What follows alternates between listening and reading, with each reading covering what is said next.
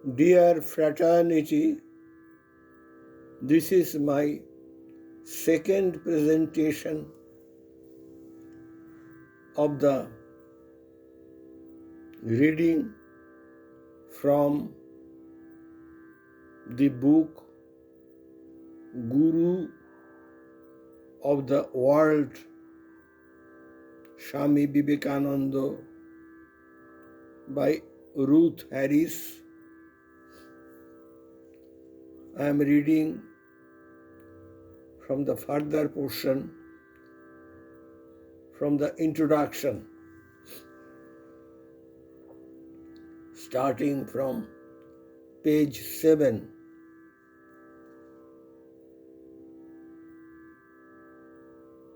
Concentrating on the world parliament, as most Western historians do, unduly emphasizes the Western arena and suggests that its Indian beginnings were merely a backstory to a more important Western intervention. However, Vivekananda's impact in Chicago resulted from years of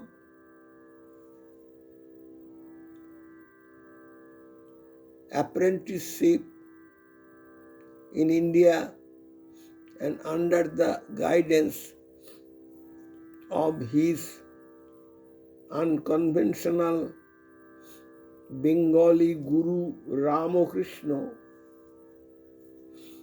Extensive travel in South Asia and engagement with its religious, ethnic, and linguistic diversity. He had met mystics, princes, intellectuals, the British as well as the English educated Hindu middle class, the cadre to which he belonged. Moreover, he was already familiar with many Western ideas, Christianity, transcendentalism, homeopathy, spiritualism, evolution, and more. From his youth in Calcutta, the cosmopolitan hub that was his birthplace. For this reason, the book begins in India and ends there. For his homeland generated the insights that he deployed to urge his Western audience to a greater self-examination and recognition of the non-Western forms of the universal. If Western audiences need to know more about the Indian context, Indians, I hope, will learn more about the Anglo-American world. When Vivekananda first arrived,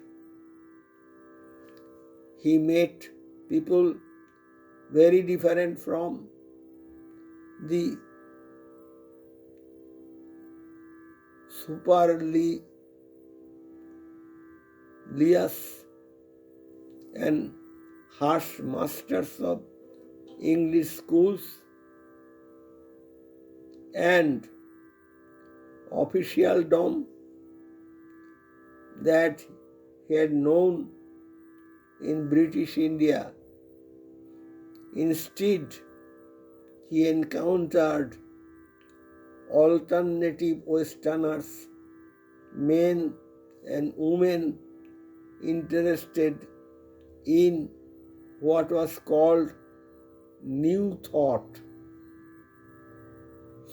This movement ranged from theosophy and vegetarianism to mesmerism and homeopathy, as well as absorbing more orthodox scientific ideas from modern biology, physics, and psychology. Many of Vivekananda's concepts concerning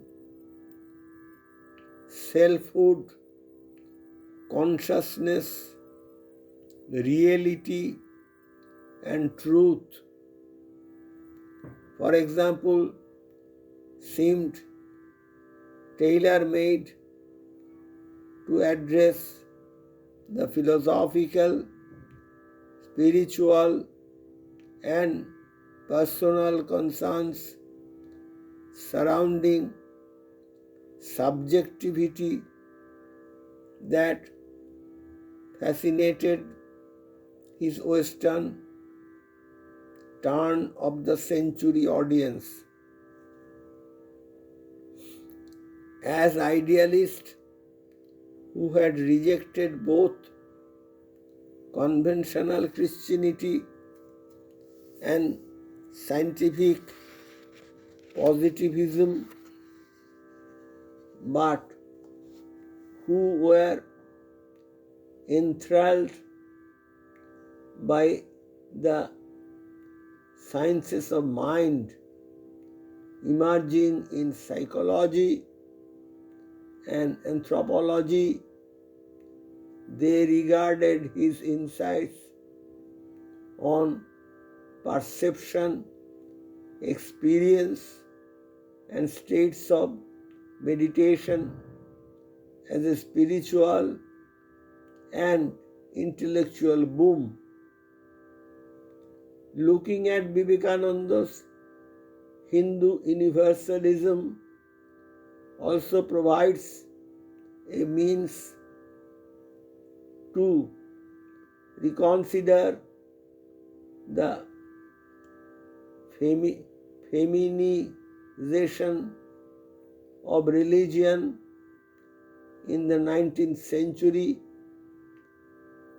a term ordinarily applied to the armies of female activists and missionaries who worked at home and in the colonies to promote Christianity. But his enterprise strikingly inverted the normal audience, with Western women coming to oppose Christian missionaries and Indian female figures becoming the new saints of his form of Hindu universalism. By forming such strong connections with women both in India and in the West, Vivekananda brought their worlds together. Indeed, the internationalization of his enterprise demanded that he do so, and of all his projects, few were so significant or potentially contradictory. Early on in India, he was reluctant to undertake new ventures without the support of Ramakrishna's widow, Sharoda Devi, requiring her permission before leaving for America. Equally important was Margaret Noble, a Hinduized European who both embodied his synthesis and extended it, of Scots-Irish descent and an educator and reformer in London's avant-garde.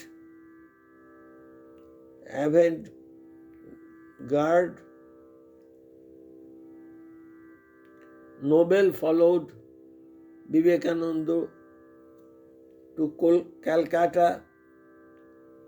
He christened her the dedicated one, or Sister Nivedita, and she set herself the task of articulating his world significance and embedding aspects of his theology into a nascent Indian nationalism.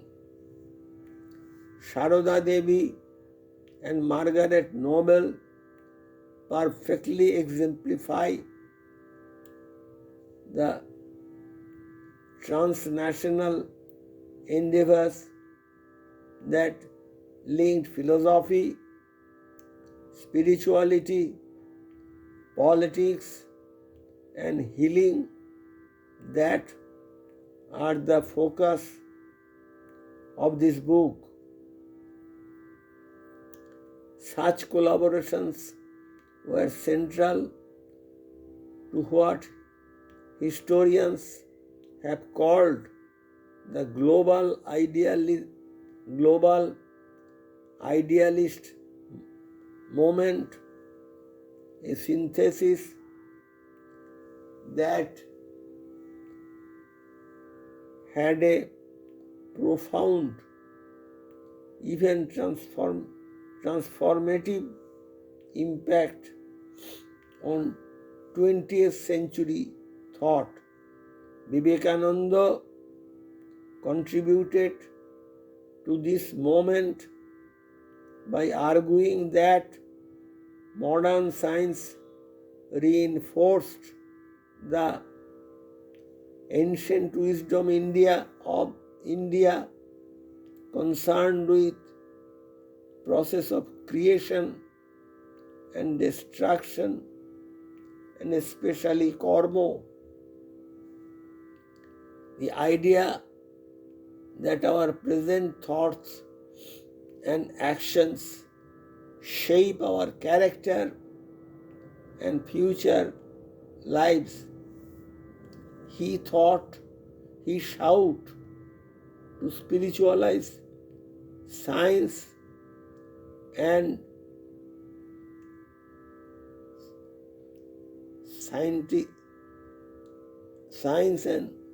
scientize religion. His Western hearers, in contrast, drew on their own religious ideas, which ranged from Orthodox Protestantism to New Thought, to translate Indian notions into Western spiritual categories and practices. Part of this global idealism was to promote a vision of universal tolerance, which Vivekananda now claimed for Vedanta and insisted was inherent in Hinduism, in deliberate contrast to Christian missionaries. He shouted, "No converts," distance himself from formalized church building while creating Vedanta societies, and scorned the divisive sect making of American Protestantism. He also accused Christians of creating an unworthy shopkeeping religion that bargained with God for favors, especially for redemption.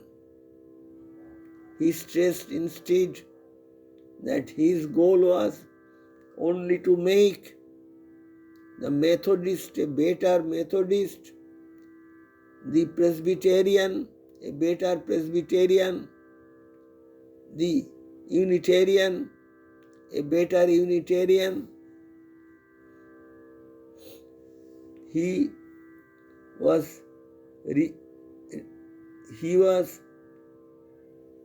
realistic in realizing that he could not compete with established Christian churches.